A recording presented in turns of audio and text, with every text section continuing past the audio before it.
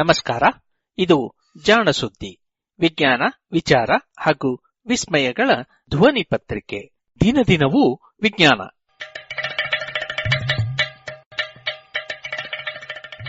ಸಂಪುಟ 4, ಸಂಚಿಕೆ 3, ಸೆಪ್ಟೆಂಬರ್ 13, 2020. ಕಥಾ ಸಮಯ.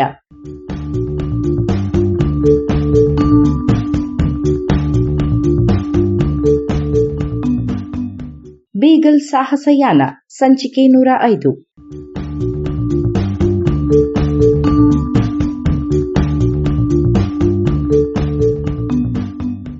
ನೆರವು ಶ್ರೀಮತಿ ನಾಗರತ್ನ ಸ್ಮಾರಕ ಅನುದಾನ.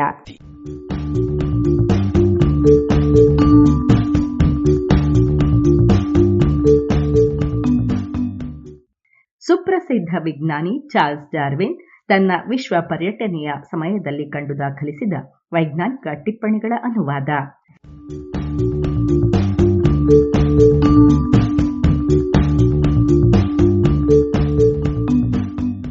ಮಧ್ಯ ಚಿಲಿ, ಜುಲೈ 23.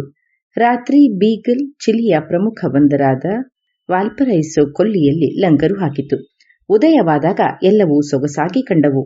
ಟೇರಾ ಡೆಲ್ ಫ್ಯೂಗೋ ಕಂಡವರಿಗೆ ಇಲ್ಲಿನ ಹವೆ ಬಲು ಸುಖವೆನಿಸಿತು. ಗಾಳಿ ಶುಷ್ಕವಾಗಿತ್ತು.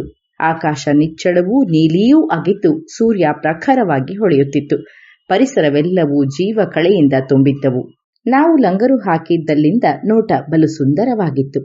ಇಲ್ಲಿನ ಪಟ್ಟಣವನ್ನು ಸುಮಾರು 1600 ಅಡಿ ಎತ್ತರವೂ ಬಲು ಕಡಿದೂ ಆಗಿದ್ದ ಬೆಟ್ಟದ ಬುಡದಲ್ಲಿ ನಿರ್ಮಿಸಲಾಗಿತ್ತು. ಅದು ಇದ್ದಲ್ಲಿಂದ ಒಂದು ಉದ್ದನೆಯ ನೇರವಾದ ಇಡೀ ಪಟ್ಟಣವನ್ನು ಆವರಿಸಿದ ಹಾಗೂ ಕಡಲ ತೀರಕ್ಕೆ ಸಮಾನಾಂತರವಾಗಿದ್ದ ಒಂದು ಉದ್ದನೆಯ ರಸ್ತೆ ಇತ್ತು. ನಡುವೆ ಅಲ್ಲಲ್ಲಿ ಅಡ್ಡ ಬಂದ ಕಣಿವೆಗಳ ಎರಡೂ ಬದಿಯಲ್ಲಿಯೂ ಮನೆಗಳು ಗುಡ್ಡೆಗಟ್ಟಿದ್ದವು. ಎಲ್ಲೋ ಒಂದಿಷ್ಟು ವಿರಳವಾದ ಸಸ್ಯರಾಶಿಯಿಂದ ಆವೃತ್ತವಾಗಿದ್ದ ಆ ದುಂಡಗಿನ ಗುಡ್ಡಗಳು ಅಲ್ಲಲ್ಲಿ ಸವೆದು ಕೆಂಪಗೆ ಹೊಳೆಯುವ ಮಣ್ಣಿನ ಗಲ್ಲಿಗಳಾಗಿದ್ದುವು. ಇದರಿಂದಾಗಿಯೂ ಸುಣ್ಣ ಬಳಿದ ಕುಳ್ಳ ಹೆಂಚು ಹೊದಿಸಿದ ಮನೆಗಳು ಸೇಂಟ್ ಕ್ರೂಸ್ನಲ್ಲಿದ್ದ ಟೆನೆರಿಫೆ ಪಟ್ಟಣವನ್ನು ನೆನಪಿಸಿದುವು. ಆಗ್ನೇಯ ದಿಕ್ಕಿನಲ್ಲಿ ಆಂಡೀಸ್ ಪರ್ವತ ಒಂದಿಷ್ಟು ಎಣುಕುತ್ತಿತ್ತು. ಇದರಿಂದಾಗಿ ಅದು ಎಷ್ಟು ದೂರದಲ್ಲಿದೆ ಎಂಬುದನ್ನು ತಿಳಿಯಬಹುದು. ಆ ಪರ್ವತದಲ್ಲಿರುವ ಅಕೋಂಗಾಗುವ ಜ್ವಾಲಾಮುಖಿ ವಿಶೇಷವಾಗಿತ್ತು. ಅಡ್ಡಾದಿಡ್ಡಿ ಶಂಖುವಿನಾಕಾರದ ಈ ಬೃಹತ್ ಅಗ್ನಿಪರ್ವತ ಚಿಂಬರಾಜುಗಿಂತಲೂ ಎತ್ತರವಾಗಿತ್ತು. ಬೀಗಲ್ ಅಧಿಕಾರಿಗಳ ಅಳತೆಯ ಪ್ರಕಾರ ಅದು 23,000 ಅಡಿಗಳಿಗಿಂತ ಕಡಿಮೆ ಎತ್ತರವಿಲ್ಲ. ಇಲ್ಲಿಂದ ನೋಡಿದಾಗ ಕಾರ್ಡಿಲೆರಾ ಸೌಂದರ್ಯಕ್ಕೆ ಕಾರಣ ನಾವಿದ್ದ ಪ್ರದೇಶದ ಹವಾಗುಣ ಎನ್ನಬಹುದು. ಶಾಂತ ಸಾಗರದಲ್ಲಿ ಸೂರ್ಯ ಮುಳುಗುವಾಗ ಈ ಪರ್ವತಗಳ ಅಂಚುಗಳು ಸ್ಪಷ್ಟವಾಗಿ ತೋರುತ್ತಿದ್ದವು. ಆದರೂ ಅವುಗಳ ಆ ವೈವಿಧ್ಯಮಯ ಬಣ್ಣವು ಅದ್ಭುತ. ಶಾಲೆಯಲ್ಲಿ ನನ್ನ ಮಿತ್ರನಾಗಿದ್ದ ಮಿಸ್ಟರ್ ರಿಚರ್ಡ್ ಕಾರ್ಫೀಲ್ಡ್ ಇಲ್ಲಿ ವಾಸವಾಗಿದ್ದುದು ನನ್ನ ಅದೃಷ್ಟ. ಅವನ ಆತಿಥ್ಯ ಹಾಗೂ ದಯೆಗೆ ನಾನು ಚಿರಋಣಿ. ಇದು ಚಿಲಿಯಲ್ಲಿ ಬೀಗಲ್ ಪ್ರವಾಸವನ್ನು ಇನ್ನಷ್ಟು ಹಿತಕರವಾಗಿಸಿತ್ತು. ಪ್ರಕೃತಿ ವಿಜ್ಞಾನಿಗೆ ವಾಲ್ಪರೈಸೋವಿನ ಆಸುಪಾಸಿನಲ್ಲಿ ವಿಶೇಷವಾದಂಥದ್ದೇನೂ ಇಲ್ಲ. ಇಲ್ಲಿನ ಬಹುದೀರ್ಘ ಬೇಸಿಗೆಯಲ್ಲಿ ದಕ್ಷಿಣದಿಂದ ಬೀಸುವ ಗಾಳಿ ಸಮುದ್ರದ ಮೇಲೆಯೇ ಹಾಯುವುದರಿಂದ ಮಳೆ ಬೀಳುವುದೇ ಇಲ್ಲ. ಇನ್ನು ಚಳಿಗಾಲದ 3 ತಿಂಗಳಲ್ಲಿ ಸಾಕಷ್ಟು ಮಳೆ ಬೀಳುತ್ತದೆ. ಹೀಗಾಗಿ ಇಲ್ಲಿನ ಸಸ್ಯರಾಶಿ ಬಲು ವಿರಳವಾಗಿದೆ. ಕೆಲವು ಆಳವಾದ ಕಣಿವೆಗಳನ್ನು ಬಿಟ್ಟರೆ ಬೇರೆಡೆ ಮರಗಳೇ ಇಲ್ಲ. ಒಂದಿಷ್ಟು ಹುಲ್ಲು ಮತ್ತು ಕೆಲವು ಗಿಡ್ಡನೆಯ ಪೊದೆಗಳಷ್ಟೇ ಬಹುತೇಕ ಬೆಟ್ಟಗಳ ಮೇಲೆ ಚದುರಿ ಬಿದ್ದಿವೆ. ಇದರ ದಕ್ಷಿಣಕ್ಕೆ 350 ಮೈಲಿ ದೂರದಲ್ಲಿ ಆಂಡೀಸ್ ಪರ್ವತದ ಮತ್ತೊಂದು ಬದಿ ದಟ್ಟ ಕಾಡುಗಳಿಂದ ಆವೃತವಾಗಿದೆ ಎನ್ನುವುದನ್ನು ಗಮನಿಸಿದಾಗ ಈ ವೈರುಧ್ಯ ವಿಶೇಷವೇ.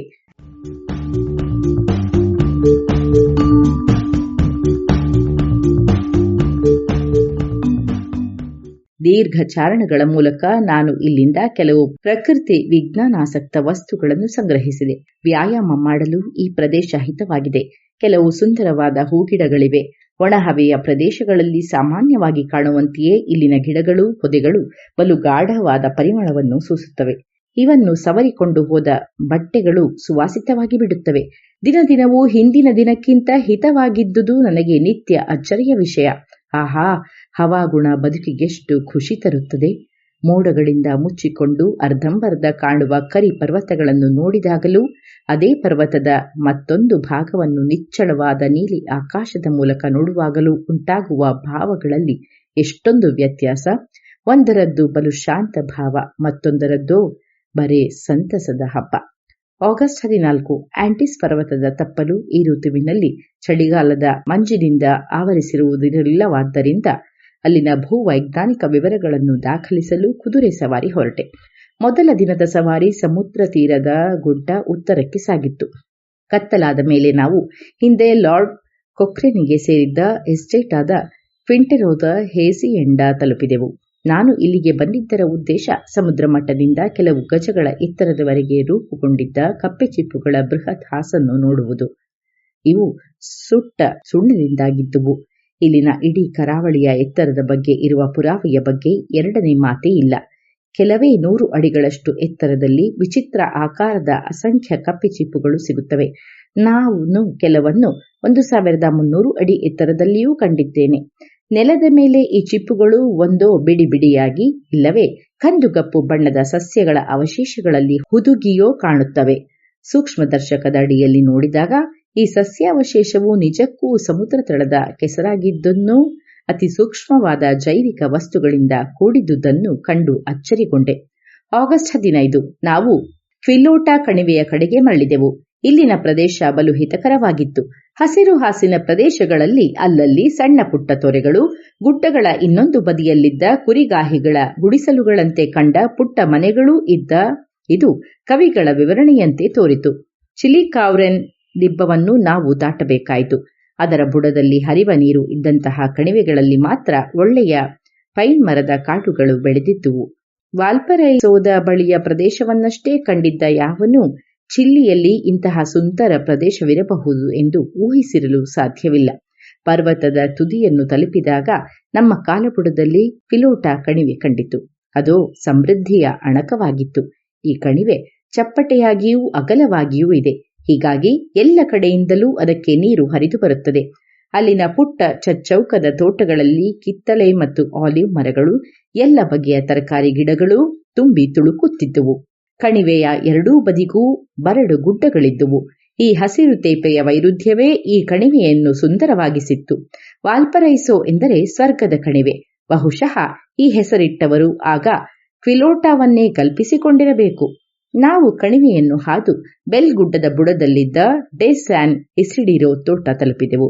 ನಕ್ಷೆಗಳಲ್ಲಿ ನಾವು ನೋಡುವ ಚಿಲಿ, ಕಾರ್ಡಿಲೆರಾ ಪರ್ವತಗಳು ಹಾಗೂ ಶಾಂತ ಸಾಗರದ ನಡುವೆ ಇರುವ ಒಂದು ಕಿರಿದಾದ ಕರಾವಳಿ. ಈ ಪುಟ್ಟ ಪ್ರದೇಶದಲ್ಲಿಯೇ ಹಲವು ಪರ್ವತ ಶ್ರೇಣಿಗಳು ಕರಾವಳಿಗುಂಟ ಸಮಾನಾಂತರವಾಗಿ ಸಾಗುತ್ತವೆ. ಕಾರ್ಡಿಲೆರಾದ ಪ್ರಧಾನ ಪರ್ವತ ಶ್ರೇಣಿಗೂ ಈ ಹೊರಗಿರುವ ಗುಡ್ಡಗಳ ಸಾಲುಗಳ ನಡುವೆ ಸಮುದ್ರದಿಂದ ವಿವಿಧ ಮಟ್ಟದಲ್ಲಿ ಸಾಲು ಸಾಲಾಗಿ ಸಮತಟ್ಟಾದ ಬಯಲುಗಳಿವೆ. ಇವುಗಳು ಒಂದು ಇನ್ನೊಂದಕ್ಕೆ ಬಲು ಕಿರಿದಾದ ಹಾದಿಯಿಂದ ತೆರೆದುಕೊಳ್ಳುತ್ತಾ ದಕ್ಷಿಣ ದಿಕ್ಕಿಗೆ ಬಲು ದೂರದವರೆಗೂ ಚಾಚಿಕೊಂಡಿವೆ. ಈ ಮಟ್ಟಸವಾದ ಬಯಲುಗಳಲ್ಲಿಯೇ ಸ್ಯಾನ್ ಫಿಲಿಪೆ, ಸ್ಯಾಂಟಿಯಾಗೋ, ಸ್ಯಾನ್ ಫರ್ನಾಂಡೋವೋ ಮೊದಲಾದ ಪ್ರಮುಖ ಪಟ್ಟಣಗಳಿವೆ. ಇದು ಟೇರಾ ಡೆಲ್ ಫ್ಯೂಗೋ ಮತ್ತು ಪಶ್ಚಿಮ ಕರಾವಳಿಯ ನಡುವೆ ಇಂದು ಹರಡಿಕೊಂಡಿರುವ ಕೊಲ್ಲಿಗಳು ಹಾಗೂ ನೀರೋಣಿಗಳಂತೆಯೇ ಈ ಬಯಲುಗಳು ಹಾಗೂ ಇವುಗಳನ್ನು ಸಮುದ್ರ ತೀರಕ್ಕೆ ಸಂಪರ್ಕಿಸುವ ಕ್ವಿಲೋಟಾದಂತಹ ಮಟ್ಟಸವಾದ ಕಣಿವೆಗಳು ಪುರಾತನ ಕಾಲದಲ್ಲಿದ್ದ ಕೊಲ್ಲಿಗಳು, ನೀರೋಣಿಗಳ ತಳಗಳಾಗಿದ್ದುವು ಎನ್ನುವುದರಲ್ಲಿ ನನಗೆ ಸಂಶಯವೇ ಇಲ್ಲ. ಒಮ್ಮೊಮ್ಮೆ ಗುಡ್ಡಗಳ ತಳದ ಪ್ರದೇಶಗಳನ್ನೆಲ್ಲ ಒಂದು ಮಂಚಿನ ತೆರೆ ಇಡೀ ಕಣಿವೆಯನ್ನು ಆವರಿಸಿದ್ದಾಗ ಈ ಸಾಮ್ಯ ಸ್ಪಷ್ಟವಾಗಿ ಎದ್ದು ತೋರುತ್ತಿತ್ತು.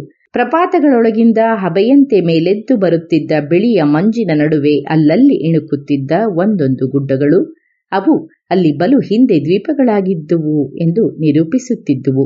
ಮಟ್ಟಸವಾದ ಈ ಕಣಿವೆ ಹಾಗೂ ಬಯಲುಗಳಿಗೂ ಕಡಿದಾದ ಅಡ್ಡಾದಿಡ್ಡಿಯಾಗಿದ್ದ ಗುಡ್ಡಗಳ ನಡುವಣ ವೈರುಧ್ಯ ತೋರುತ್ತಿದ್ದ ನೋಟ ನನಗೆ ನೋಡಲು ಹೊಸದಾಗಿಯೂ ಕುತೂಹಲಕರವಾಗಿಯೂ ಇತ್ತು. ಈ ಬಯಲುಗಳಿಂದ ಸಮುದ್ರದ ಕಡೆಗಿದ್ದ ಸಹಜವಾದ ಇಳಿಜಾರಿನಿಂದಾಗಿ ಇವುಗಳಿಗೆ ನೀರು ಸರಾಗವಾಗಿ ಹರಿದು ಬರುತ್ತಿತ್ತು. ಹೀಗಾಗಿ ಇವು ವಿಶೇಷವಾಗಿ ಫಲವತ್ತಾಗಿದ್ದುವು. ಇದಿಲ್ಲದಿದ್ದರೆ ಈ ಭೂಮಿಯಲ್ಲಿ ಏನೂ ಬೆಳೆಯಲಾಗುತ್ತಿರಲಿಲ್ಲ. ಏಕೆಂದರೆ ಇಡೀ ಬೇಸಿಗೆಯಲ್ಲಿ ಇಲ್ಲಿನ ಆಕಾಶ ಮೋಡಗಳಿಲ್ಲದೆ ಬರಿದಾಗಿರುತ್ತದೆ. ಇಲ್ಲಿನ ಪರ್ವತಗಳು ಹಾಗೂ ಗುಡ್ಡಗಳಲ್ಲಿ ಗಿಡ್ಡನೆಯ ಗಿಡಗಳು, ಪೊದೆಗಳು ಅಲ್ಲಲ್ಲಿ ಹರಡಿಕೊಂಡಿವೆ. ಈ ಸಸ್ಯ ರಾಶಿಯ ಹೊರತಾಗಿ ಹಸಿರು ಎನ್ನುವುದು ಬಹಳ ವಿರಳ. ಕಣಿವೆಯಲ್ಲಿರುವ ಪ್ರತಿಯೊಬ್ಬ ಜಮೀನುದಾರನು ಬೆಟ್ಟದ ಮೇಲೊಂದಷ್ಟು ಪ್ರದೇಶಕ್ಕೂ ಒಡೆಯನಾಗಿರುತ್ತಿದ್ದ. ಅಲ್ಲಿ ಅವನ ಬಳಿ ಇದ್ದ ಅಸಂಖ್ಯ ಅರೆಬರೆ ಸಾಕುದನಗಳಿಗೆ ಮೇಯಲು ಮೇವು ಸಿಗುತ್ತಿತ್ತು.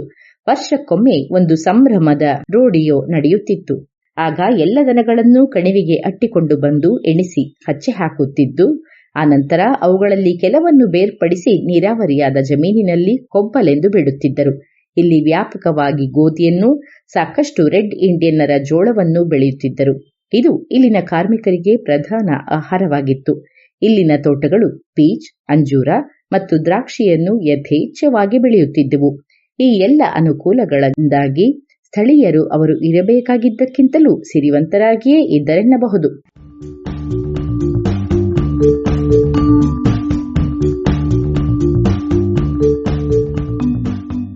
ಇದು ಇಂದಿನ ಕಥಾ ಸಮಯ. ಅನುವಾದ ಕೊಳ್ಳೇಗಾಲ ಶರ್ಮಾ. ಜಾಣ ಧ್ವನಿ ಶ್ರೀಮತಿ ಭಾರತಿ.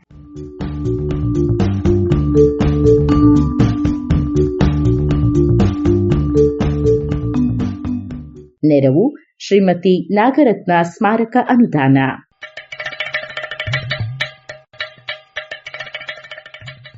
ಜಾಣ ಸುದ್ದಿಯ ಬಗ್ಗೆ ಸಲಹೆ ಸಂದೇಹಗಳು ಇದ್ದಲ್ಲಿ ನೇರವಾಗಿ 9886640328 ಈ ನಂಬರಿಗೆ ವಾಟ್ಸಪ್ ಮಾಡಿ ಇಲ್ಲವೇ ಕರೆ ಮಾಡಿ.